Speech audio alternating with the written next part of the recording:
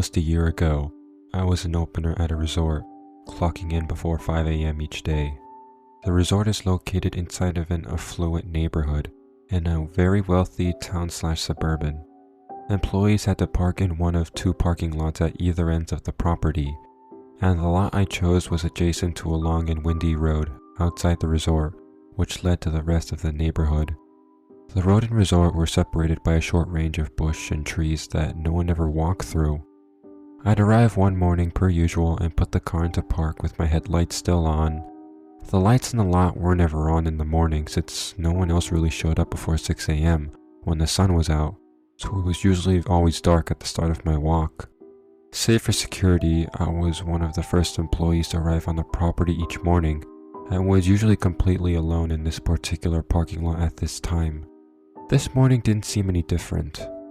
I had my hand literally at my keys, my brain in the process to turn off my car, when I noticed a young girl, maybe 14 or 15 years old, come scampering through the span of trees that separated the resort from the outside road.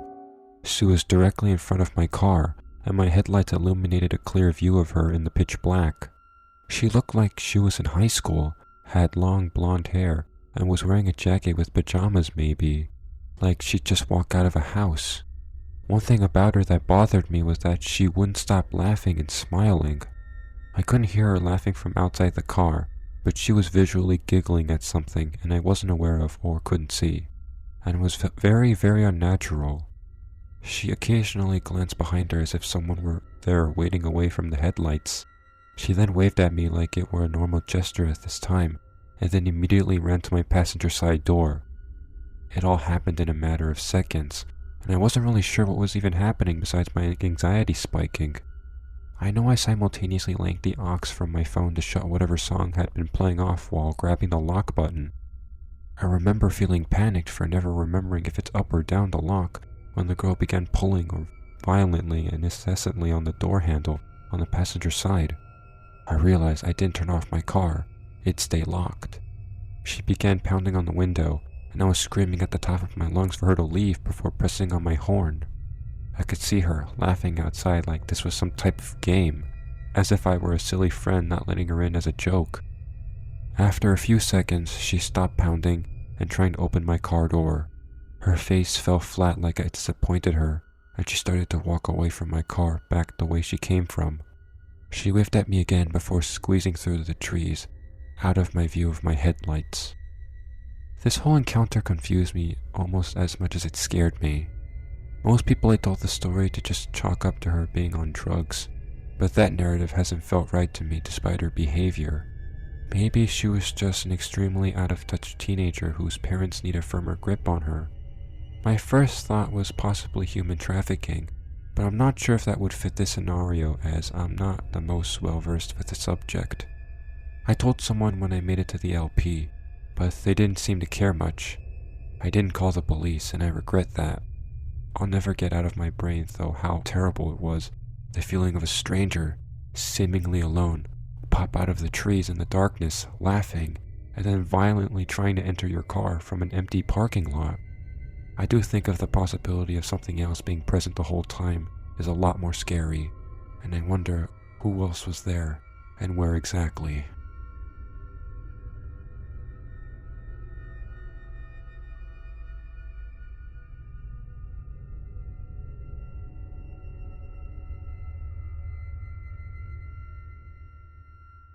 I answered the door for a guy who was dressed up as a UPS driver. He had the logo on his jacket and everything. I assumed my parents had ordered something that I needed to sign for, so I answered it. After opening the door and greeting him, I realized that not only did he not have anything for me, but there wasn't even a UPS truck in sight. He told me his name was Tony and that he was selling lawn care services around the neighborhood.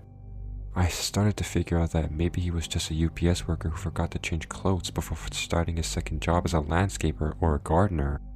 But then he started asking me weird questions like if we have any security cameras or large dogs in our house. We do have security cameras, but they're quite hidden, and I told him we didn't. Even though our largest dog is 1 year old, I told him we have 2 pit bulls. This entire time he wasn't looking at me. He was almost looking around me, letting his eyes coast around inside of my house, probably looking for visual sights of something valuable. He then asked me the weirdest question. He asked why I had my door cracked instead of opened all the way.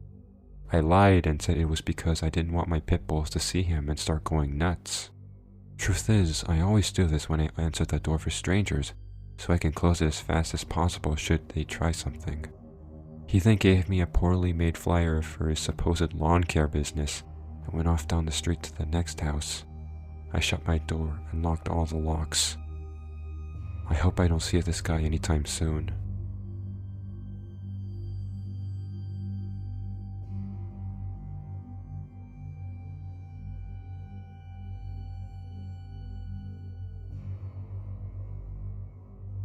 This happened to me about 5 to 6 years ago. I went out for dinner with a friend. I had left my car at her condo since we carpooled. When we returned to the condo, we parted ways. She went to her unit by elevator, and I walked to my car parked outside. It was around 11 p.m., and there were lots of lights around, but I still took precaution considering that wasn't the best part of town. No one else was outside, no cars leaving or coming in. I got in my car and proceeded to drive on my merry way home as per usual. I pulled up to a red light, and a white SUV pulled up right beside me. I absent-minded looked around and then looked to my right and made eye contact with the driver. Not sure how long he was staring for, but it was pretty creepy. I suddenly got a cold sweat feeling. Proceeded to drive down the long street, and his car was always beside mine. I noticed he was matching my speed and trying to look over at me. I ignored it. This went on for 15 minutes down the same street. My house was another 15 minutes away. There were other cars, but they mostly turned into the smaller streets. I was nervous the whole time, so I texted my friend and my boyfriend to let them know what was happening, but I was fine for now, and maybe I was misinterpreting this. At one point, the street became one lane because of the cars parked on the right side overnight, so the SUV ended up right behind me the whole way. I finally made a turn to another main street where there were more traffic. Somehow he kept up and was pretty much tailing me. I called my boyfriend, freaking out and almost crying at this point.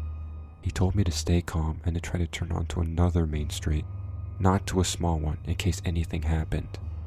We hit an area with construction workers working on the road, so 2 lanes were closing. I was in the far left lane.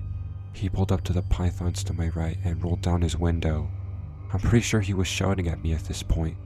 His lips were moving, but I don't know what he said. He pointed at me to roll down my window. He looked angry and a little deranged.